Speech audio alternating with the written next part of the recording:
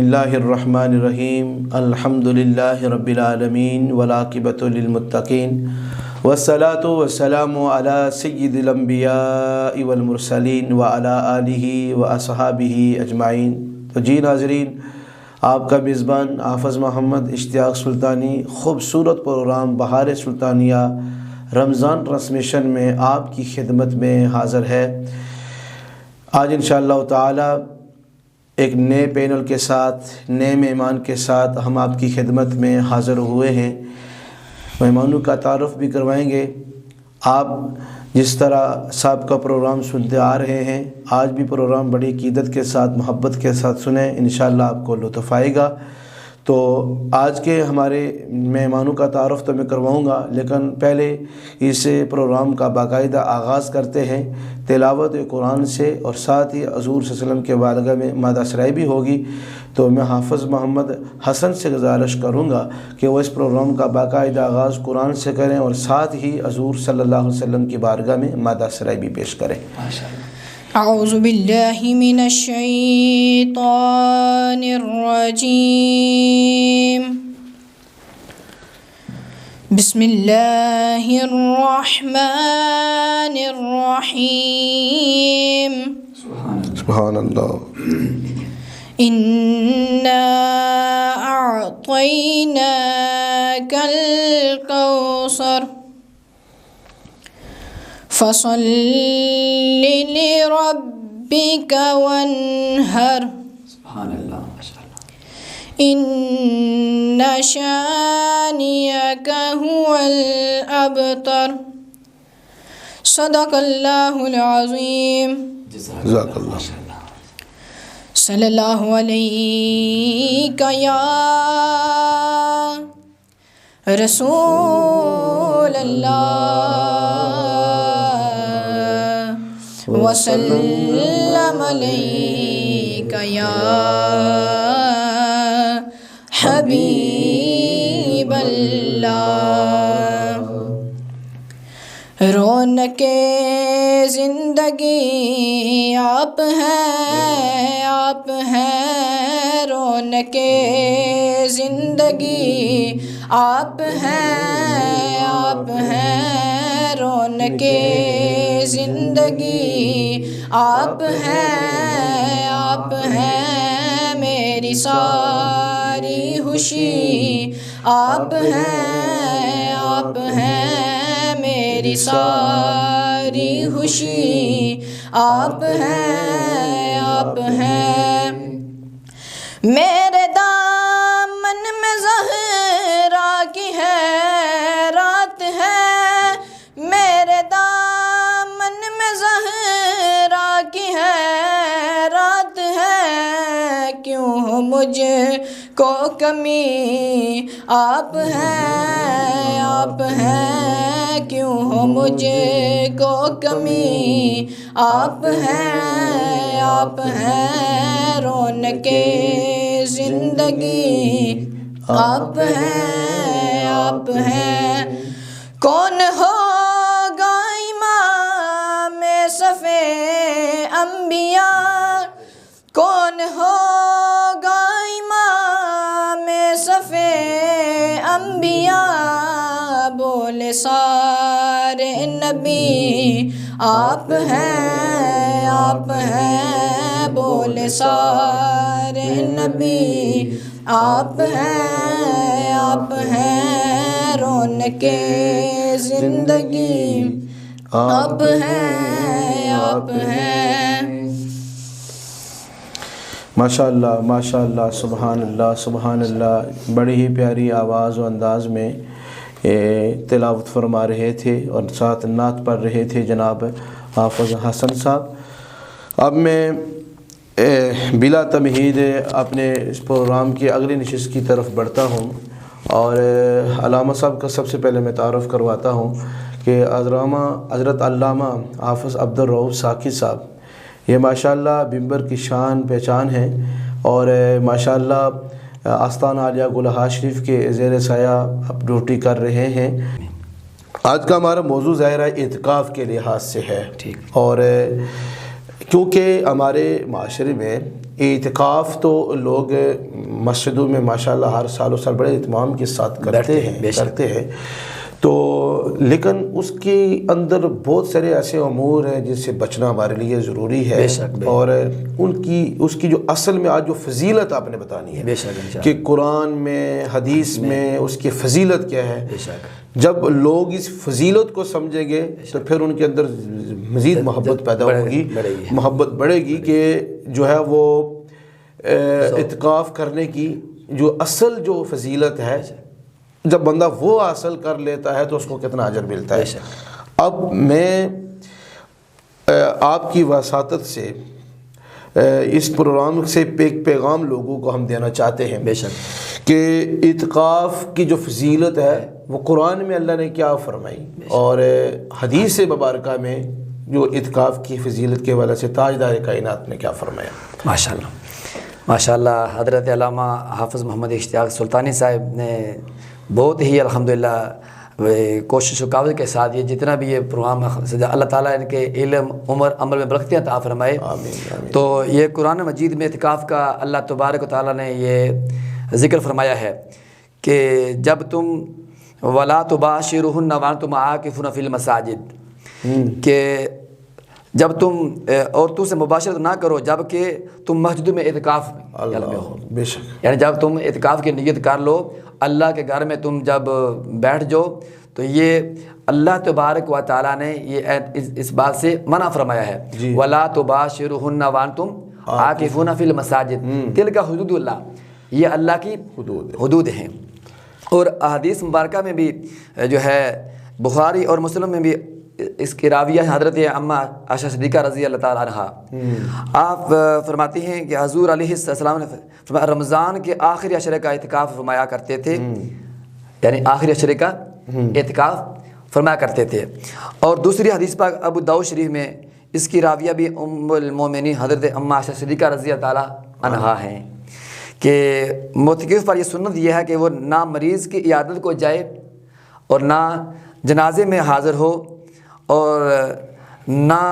عورت کو ہاتھ لگائے اور نہ اس سے مباشرت کرے اور نہ حاجت کے لیے جائے مگر اس حاجت کے لیے جا سکتا ہے جو ضروری ہو،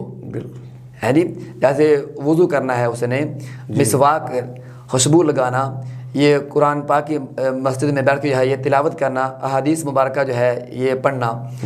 اور اچھے اچھے جو موضوعات ہیں اس کی تیاری کرنا، یعنی کہ دن رات میں اللہ تبارک و تعالیٰ کی یاد میں اس کے جو ہے یہ بسر ہونے چاہیے۔ احمد صاحب میں یہاں رک کے آپ سے ایک سوال کرنا چاہتا ہوں کیونکہ ضمناً یہ سوال جو ہے نا میرے ذہن میں آ گیا۔ جب بندہ مسجد میں اعتکاف بیٹھا ہوا ہے اور اس اللہ کی رضا کے لیے آیا ہوا ہے، اب اس کے گھر میں فوتگی ہو جاتی ہے یا اس کے ریلیٹیو میں سے کوئی بندہ فوت ہو جاتا ہے، تو اس میں شریعت ہمیں کس حد تک اجازت دیتی ہے کہ آپ نے جب آپ کے گھر میں فوتگی ہو گئی ہے یا آپ کے ریلیٹیو میں سے کسی کی ڈیتھ ہو جاتی ہے جو قربت کے رشتے ہیں، اس میں شریعت نے ہمیں کیا حکم دیا ہے؟ کیا ہمیں اس وقت مسجد سے گھر وہاں فوتگی پر جانا چاہیے یا نہیں جانا چاہیے؟ اگر جانا ہے تو کس انداز سے جانا ہے، تو کس حد تک ہم نے احتیاط کرنی ہے؟ یہ نیت اسے پہلے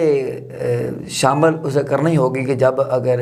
یہ زندگی موت کو اللہ تعالیٰ کو پتہ ہے تو یہ بندہ یہ ساتھ نیت کر لے اگر میرے گھر میں اگر ایسا واقعہ ہوا تو وہ یعنی کسی سے کلام نہیں کرے گا اور صرف نماز جنازہ ادا کرے اور پھر دوبارہ واپس اپنے جس مسجد میں وہ جامع ہے یا محلے والی ہے اور اسی میں کیا کہ دوبارہ جو ہے یہ نیت بھی کرے گا اور پھر اطمینان اور سکون کے ساتھ اسی مقام پہ بیٹھ جائے گا۔ دیگر معاملات میں جو ہے وہ راستے میں کسی سے بات کرنا یا اور کوئی معاملات میں وہ نہیں الجھے گا، بس صرف نماز جنازہ ادا کرے اور چاہے اس کے کسی بھی جو کوئی عزیز ہے، بیٹا ہے، والدہ ہے، بیوی ہے، باپ ہے، جو بھی اس کے جو یہ پہلے سے نیت کر لی تھی اگر کسی ایسا معاملہ ہوا تو میں جاؤں گا۔ جی ٹھیک۔ علامہ صاحب یہ کہ آخری 10 دنوں میں جو اعتکاف جو مسجد میں جو لوگ کرتے ہیں تو ماشاءاللہ بڑے اہتمام کے ساتھ کرتے ہیں، تو یہ ہر سال و سال علماء کرام بیان کرتے ہیں لیکن پھر بھی اس پر توجہ نہیں ہوتی ہے کہ اگر کسی بھی معاشرے میں مسجد ہے جی ہاں تو اگر کوئی بندہ وہاں اعتکاف نہیں کرتا، پورا محلہ ہے تو اگر اعتکاف نہیں کرتا تو پھر ان کے لیے کیا جو ارشاد فرمایا گیا؟ اگر جو کرتے ہیں وہ تو اجر تو آپ نے بتا دیا ہے اور علماء بتاتے بھی ہیں، جو لیکن جس محلے اور معاشرے میں مسجد ہے اگر کوئی بندہ اعتکاف نہیں کرتا تو اس کے حوالے سے یہ بہت اچھا سوال آپ نے کیا کہ وہ سارے کا سارا جو محلہ ہے وہ گنہگار ہوں گے، کہ جس طرح نماز جنازہ اگر محلے میں کسی ایک نے جو ہے وہ ادا سارے جو ہے بری ذمہ ہوں گے، اسی طرح جو اعتکاف کرنے والا فرد ہے چاہے وہ جوان ہے یا جو بھی ہے وہ بیٹھنے والا، وہ تو اس نے الحمدللہ سب لوگ جو جتنے بھی محلے والے ہیں اس نے اس عذاب سے انہیں جو ہے وہ بچا لیا۔ تو اللہ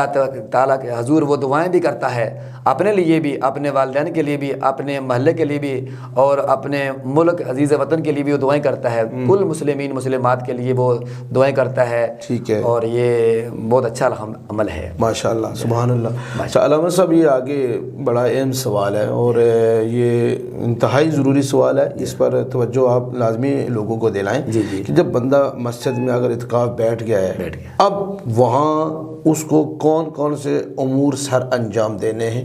کن چیزوں سے اس نے بچنا ہے، کون سی چیزوں پر اس نے عمل کرنا ہے، کیونکہ اعتکاف ہمارے معاشرے میں بڑے شوق سے نوجوان تو بیٹھ جاتے ہیں لیکن ان کو پتہ نہیں ہوتا کہ یہاں آ کر پابندی کتنی ہوتی ہے مسجد میں آ کر، تو ان پابندیوں کا کیسے خیال رکھنا ہے، کیا ان کو پہلے کسی عالم دین سے پوچھنا چاہیے اور پھر آ کر مسجد میں اعتکاف کرے، اگر وہ آ گئے تو پھر کون کون سے ایسے امور جن سے بچنا چاہیے؟ ماشاءاللہ، بہت اچھا سوال کیا آپ نے۔ یہ جب آ ہی گیا اللہ کے گھر میں 9 دن کے لیے یا 10 دن کے لیے، تو وہ سب سے پہلے جب آئے نیت کرے، پھر بیٹھے، کچھ کام ہیں وہ کرنے والے ہیں وہ کرے، مثلا قرآن پاک کی تلاوت ہے، نوافل ہیں جو اس کی نمازیں قضا ہوئی ہیں وہ ادا کرے، صلاۃ و تسبیح کا پڑھنا، اور یعنی کہ احادیث مبارکہ کا جو ہے یہ بیان کرنا، اس کا سننا سنانا، اگر اور بھی احباب ہیں خود بھی قرآن پڑھے، دوسروں کو بھی بیٹھ کے پڑھا سکتا ہے، بچوں کو پڑھا سکتا ہے، اور یہ کام کرنے والے، اور جن سے منع ہے وہاں بیٹھ کے چگلی غیبت کسی کی کرنا یا بہتان باندھنا یا اپنا وقت جو ہے یہ فضول وہاں جو ہے یہ اگر ضائع کرے گا تو یہ اچھا نہیں ہے، اس کا جو اصل جو مقصد ہے اس کا اعتکاف بیٹھنے کا وہ پھر نہیں رہ جاتا۔ دوسری چیز وہ اعتکاف کے اندر یہ ہوتا ہے کہ لوگ موبائل بھی رکھ لیتے ہیں، ایک دوسرا کہ کیا اعتکاف کے دوران بندہ دن میں 2 بار غسل کر رہا ہے، 3 بار غسل کر رہا ہے، کیا یہ ضرورت کے علاوہ غسل کرنا صرف گرمی کی وجہ سے، اور پھر موبائل کا وجہ استعمال کرنا، پھر اعتکاف کے اندر بندے اعتکاف نے کر لی، ان کے جو دوست احباب ہوتے ہیں، تعلق دار ہوتے ہیں، وہ آگر ان کے پاس بیٹھ کے دنیاوی گفتگو میں مصروف ہو جاتے ہیں، کیا یہ چیزیں، یہ جو امور ہیں، اگر اس سے ہم نہ بچیں تو کیا ہمارا اعتکاف باقی رہے گا یا نہیں؟ ایسی باتوں سے، تمام باتوں سے بچنا ہی جو ہے یہ ضروری ہے۔ ہاں، اگر اسے تھوڑی دیر کے لیے اس نے جو آرام کیا ہے، وہ سویا ہے، تو اس میں اگر اس کے جو ہے یہ اس پر غسل اگر واجب ہو گیا تو وہ غسل کر سکتا ہے، بقیہ جو ہے یہ اپنا جو ٹائم ہے وہ ضائع نہیں کرے گا، مطلب شوق کے طور پر غسل نہیں کرے گا۔ ایک دوسری کے بجا جو موبائل کا استعمال ہے وہ نہیں ہے، یہ بھی نہیں، کیونکہ جس معاشرے میں وہ جہر رہ رہا ہے وہ اس کے گھر قریب ہی ہے، اگر کوئی مشکل آئی تو وہ ظاہر پتہ چل جائے گا، لیکن یہ موبائل رکھنا شوقیہ طور پر، پھر میسیج وغیرہ کرنا، کالیں کرنا، پھر دوستوں کو بلانا کہ آپ اعتکاف میں ہو، یہ میرے خیال میں غیر شرعی حرکتیں ہیں۔ یہ تمام جو حرکات ہیں یہ غیر شرعی ہیں، اس سے بچے، اس سے ہمیں بچنا چاہیے۔ اور عورتوں کے لحاظ سے ہمارے گھروں میں عورتیں گھروں میں اعتکاف کرتی ہیں، عورتوں کے لیے کن کن چیزوں کا بچنا ان سے ضروری ہے؟ کیونکہ گھر میں تھوڑا مشکل ہوتا ہے، مسجد بنسبت گھر میں مشکل اعتکاف ہے کہ وہاں چہل پہل ہوتی ہے، تو وہاں بچنا کتنا ضروری ہے؟ ذرا وہ جہاں باقی دنوں میں نماز فرض جو ہے ادا کرتی ہیں، اسی مقام پہ وہ بیٹھ کے جو ہے یہ پردہ لگا لینا اور وہاں ہی گوشہ نشین ہو جانا، اور ذکر و اذکار میں اپنے دن اور رات جو یہ بہت تھوڑا سا ٹائم ہوتا ہے، 9 دن یا 10 دن، تو اس میں جتنا ہو سکے اللہ تبارک و تعالیٰ کی یاد میں اور حضور علیہ السلام کی ذات بابرکات پہ درود و سلام پڑھتے رہنا، اور جو یہی کام جو ہے یہ اسی جگہ کرے جہاں وہ عورت نماز پڑھتے اپنے گھر میں، اسی جگہ کو منتخب کرے اور وہاں ہی اعتکاف جو ہے وہ بیٹھے۔ ٹھیک ہے۔ اچھا علامہ صاحب، میں اگر اپنے سوال کی طرف بڑھتا ہوں اور آپ سے پوچھتا ہوں، بڑا اہم سوال ہے، بڑا خوش نصیبی والا یہ سوال ہے کہ جو بندہ صحیح معنوں میں حقیقت میں جو اعتکاف کا تاجدار کائنات جو فضیلت بتائی ہے، قرآن میں اس کی فضیلت ہے، اور بزرگان دین کے اقوال سے ہمیں پتہ چلتا ہے کہ یہ اعتکاف بہت بڑی فضیلت والا عمل ہے۔ اگر بندہ صحیح اعتکاف کرتا ہے تو عید والا دن جب آتا ہے تو اس کے لیے کیا ہے؟ سبحان اللہ، ماشاء اللہ۔ یہ حدیث شریف میں ہے، امام حسین علیہ السلام سے روایت ہے کہ حضور علیہ السلام نے فرمایا کہ جو 10 دنوں کا اعتکاف یا 9 ہیں وہ اسے جب مکمل کر لیا تو اسے 2 حج اور 2 عمرہ کا ثواب جو ملتا ہے۔ سبحان اللہ۔ 2 حج اور 2 عمرہ کا ثواب اسے ملتا ہے کہ جس نے اچھے طریقے سے جو ساری پابندیاں ہیں ان پہ عمل کرتے ہوئے اپنے جو ایام ہیں اس انداز میں گزارے تو یہ اتنا اسے ثواب ملتا ہے۔ کتنا ویسے حج پہ جائیں، کتنے مشکلیں ہیں اور کتنے معاملات ہیں، تو یہ اللہ کا کتنا کرم ہے اس امت پہ کہ اپنے گھر میں جو اب محلے والی مسجد ہے یا جامع مسجد ہے اس میں بیٹھ کے اگر یہ وہ سعادت حاصل کرتا ہے تو اسے کتنا بڑا یہ اجر و ثواب ملتا ہے۔ یہ کس کے صدقے؟ کالی کملی والے آقا حضور علیہ السلام کے صدقے سے ہمیں جو کچھ ملا ہے یہ انہیں کے توسط سے اتنا بنا جائے۔ سبحان اللہ، سبحان اللہ، ماشاء اللہ جی۔ علامہ صاحب نے بہت ہی مختصر سے وقت میں جامع پیغام دیا ہے آپ کو کہ آپ جب اعتکاف کرتے ہیں تو اعتکاف کے دوران آپ کو کن کن چیزوں سے بچنا ہے۔ اس پروگرام کی وساطت سے آپ کو یہی ایک میسج ہے کہ آپ جب بھی اعتکاف کی نیت کریں، اعتکاف بیٹھنے کی آپ جب نیت کریں تو کوشش کریں کہ ان تمام امور کو کسی عالم دین سے پوچھیں،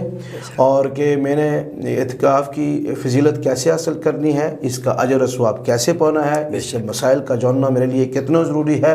عورتیں بھی پوچھیں اور مرد حضرات بھی پوچھیں، اور تاکہ آپ اعتکاف کی فضیلت کو پا کر 2 حج 2 عمرہ کا ثواب جس طرح علامہ صاحب نے بتایا پا سکے، تو عید والے دن آپ خوشی۔ اور اس کے بعد اس پروگرام کی وساطت سے آخری پیغام کہ اس کے بعد اعتکاف میں آپ نے توبہ بھی کی ہے اور اپنے گناہوں کی معافی بھی طلب کی ہے، اجر و ثواب کو بھی پایا ہے، نیکیوں کا جو موسم تھا اس کو بھی لوٹا ہے۔ اس کے بعد نیت بنا لیں کہ میں نے ساری زندگی اب گناہ کی طرف نہیں جانا ہے، توبۃ النصوحہ کریں اور ہمیشہ نیکی کی راستے کی طرف گامزن رہیں۔ اللہ تبارک و تعالی ہم سب کو عمل کی توفیق عطا فرمائے۔ آپ دیکھتے رہے پروگرام رمضان ٹرانسمیشن بہار سلطانیہ کی صورت میں۔ کل پھر ملیں گے انشاءاللہ تعالی نئے مہمان کے ساتھ، نئے موضوع کے ساتھ۔ اللہ آپ کا حامی و ناصر ہو۔ وآخر دعوانا ان الحمدللہ رب العالمین۔